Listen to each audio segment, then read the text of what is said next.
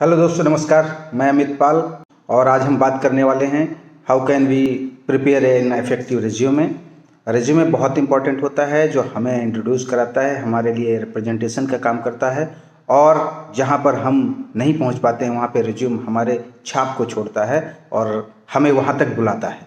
तो ये बहुत इंपॉर्टेंट होता है कि रिज्यूम कैसे तैयार करें और उसमें क्या क्या एलिमेंट्स डालें, सो दैट कि एक रिक्वायरमेंट करने वाला जो पर्सन बैठा है वो बहुत आसानी से जल्दी से पढ़ करके और आपको कॉल बैक कर सके। तो आइए चलते हैं और बात करते हैं कि एक रिज्यूम कैसे तैयार करते हैं। तो आइए दोस्तों बात करते हैं कि how to prepare an effective resume. Why resume is so important, क्योंकि रिज्यूम जो है वो हमें इंट्रोड्यूस करता है। Resume tells about yourself, your writing skills, an interviewer can understand you better and it provides your contact details as well as it tells all about your academic qualifications. So that's why the resume is very important.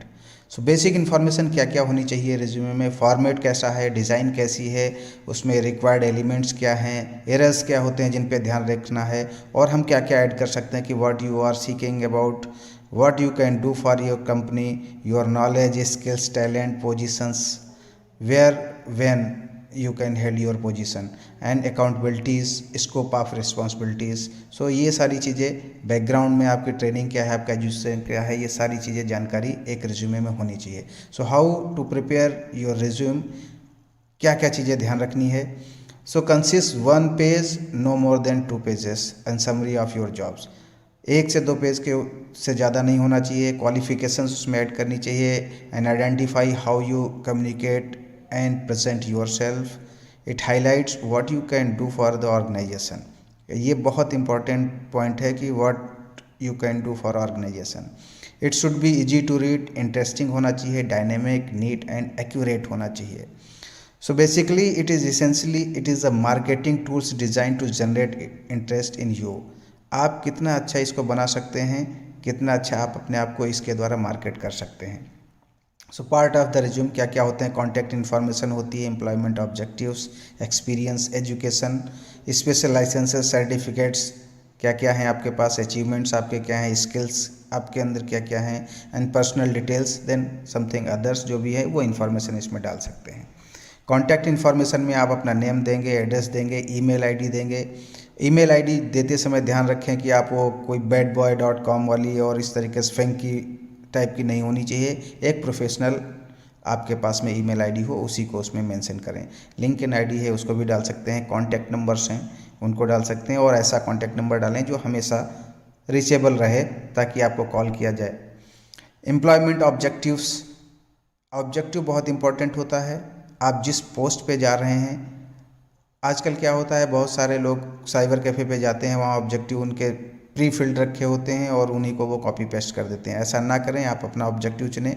मैंने एक यहाँ पर ऐसे sample दिया है, to obtain a position that will allow me to utilise my skills, experience and willingness to learn in making organisation successful.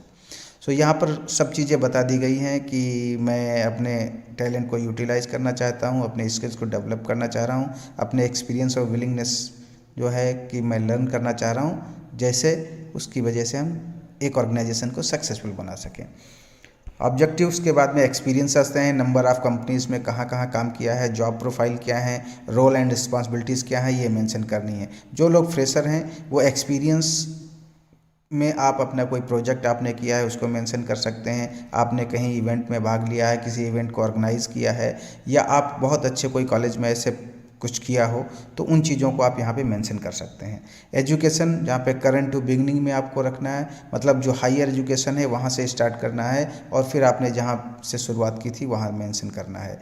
मतलब post graduation, then graduation, then academics, आपने क्या क्या किया है वो चीज़ें मेंशन करनी है। एजुकेशन में अगर जो आपके नंबर्स बहुत अच्छे हैं तो आप उन नंबर्स का परसेंटेज मेंशन करना है, अदरवाइज मेंशन करने की ज़रूरत नहीं है। अचीवमेंट्स में आप क्या, what ever you did best in your professional life, आप अगर जो जब भी जॉब कर रहे थे बहुत अच्छा आपने क्या क्या किया है उसको आप मेंशन कर सकते हैं। समथिंग स्पेशल, आप जो आपके साथी या आपके कलीग या कंपनी जिसमें काम कर रहे थे वो उसमें कुछ ऐसा जो बहुत स्पेशल किया हो आपने, जो आपका एक एग्जाम्पल सेट किया जा सके, वैसी चीज़ें मेंशन कर सकते हैं। और जो फ्रेशर्स हैं वो स्पोर्ट्स क्लास में आप कुछ अच्छा कर रहे थे, आप सब्जेक्ट्स में किसी में बहुत यूनिक थे, वो चीज़ें मेंशन कर सकते हैं।